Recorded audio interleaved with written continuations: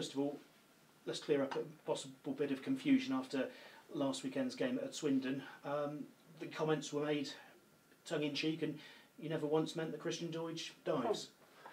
I think if anyone had been there and seen the interview, or if anyone watched the interview in full, then you would know exactly what I was getting at. I think some people reported it, or couldn't wait to report it, that weren't even at the game. So that's probably a lesson for them. If you're going to report something, make sure you get the whole truth. So I'm not allowed to stand there and criticise referees for what were two blatant penalties. So the easiest way around it for me was to be tongue-in-cheek. I told Christian what I was going to do before the game, and we had a good old laugh and a joke about it. So no problem with Christian, which is obviously the main thing going forwards for you and him? No, none whatsoever.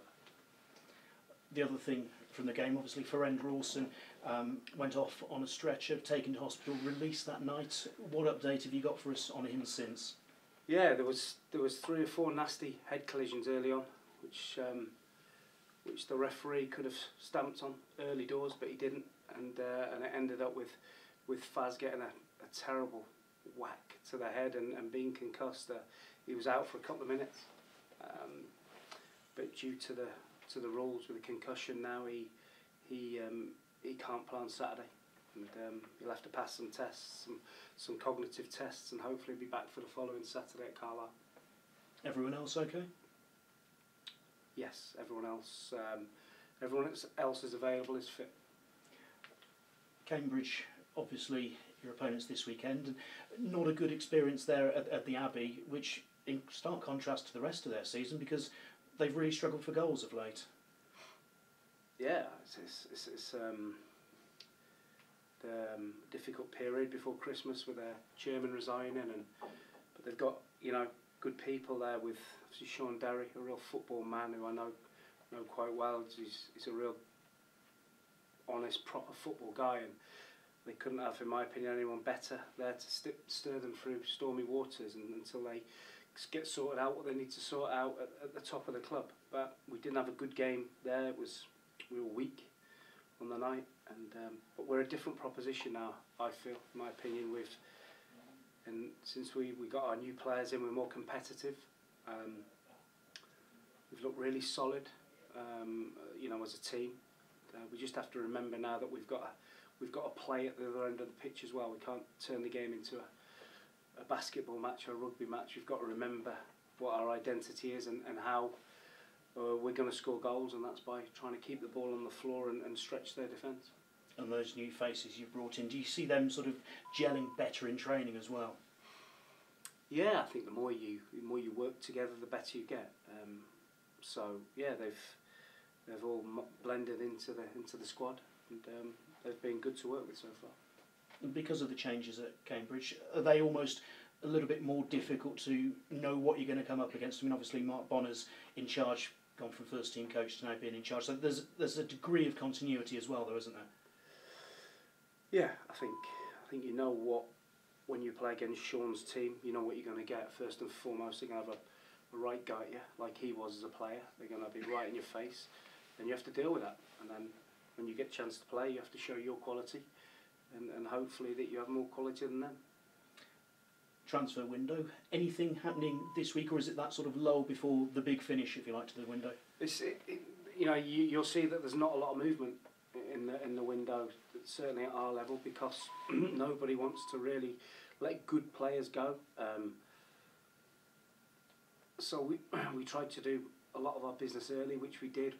We thought we had a couple really close that we've gazumped on or missed out on, but we're still trying. We're desperately trying to add a couple more. I'm pretty hopeful we'll get one done before Saturday, but we might have to wait until Monday to get the other 2 that I want in for the rest of the season. And are you expecting anyone out before now and the end of the window? Well, that's not up to me. That's up to the whether clubs come in for the players that are available at the moment. Thank you. Good luck. Thanks, Paul. Mark, how pleased were you on Saturday with the impact that Dale Grubb made? Yeah, he looks a good prospect. I think once the more training, the fitter he gets, he'll be able to get away from people when he's running with the ball. you know, he had a couple of opportunities where he could have slipped Doidge in for what would the first half would have been a certain goal. But the fitter he gets and the more used to the boys he gets, I think he'll be a real good acquisition. Yeah. What's interesting from a media perspective, we all thought he was fantastic on Saturday. I've spoken to him. He felt he can give more. Yeah, he can, because he thrives on creating and scoring goals, and he didn't do that on Saturday, but he will, because he's done that all through his career. Just because he's gone up a couple of levels, I don't think that'll stop. He's been really good. He's trained really hard. I think he's really enjoying the opportunity to be a full-time professional. And on Saturday, it looked like you put a lot of faith in him. He was on free kicks, corners. Yeah, listen, he's got good ability. You know, he's got real good ability with the ball, and I'm sure he's one that be with us for a few years to come. And how pleased are you that your defence seems to have tightened up? What one goal conceded in the last 2 league games? Yeah, so obviously it's a blow with Farrand missing, because he looks a real powerhouse and got real pace at the back. But Godin was outstanding last week as well, as Hollis played really well. So they're good players, and we've just got to keep that continuity going, and the longer they play together, the better they'll get. Yeah.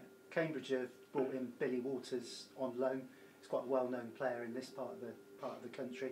Will that mean they've changed their style a little bit? They've used to been playing with 2 big lads up front, with Ikpechu and Abire. Abire didn't play last week. I think he's back from suspension this week. But Billy Walters gives them that little bit of guile. Somebody that we quite liked. Obviously Northampton League One, so it's not quite happened for him there. But no, he's a good player, and gives them a good blend of big man, small man up there. Just wanted to ask about Drissa Traore. I know he's been toothache, etc.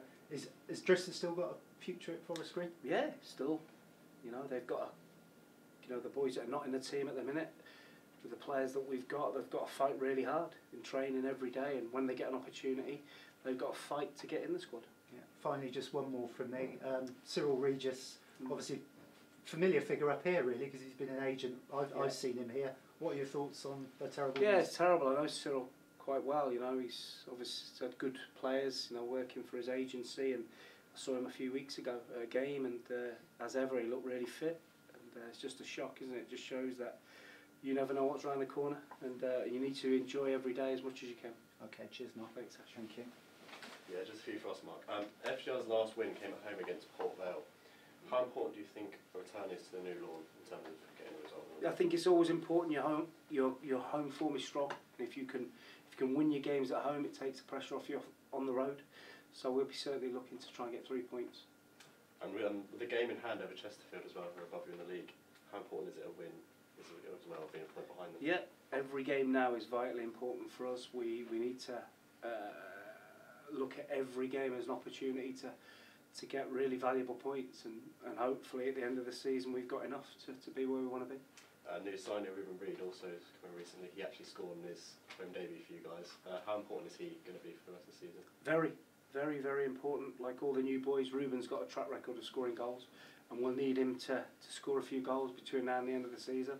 And if he can score one like he did against Port Vale, we'll be really pleased, because that was a great goal. Do you feel him and Doidge can have a good partnership up front? Yeah, I think they've started to show signs that they can play together, but it takes time. You know, we're working, training to try and get little combinations going with them, but they're both clever players, so hopefully they'll get that going.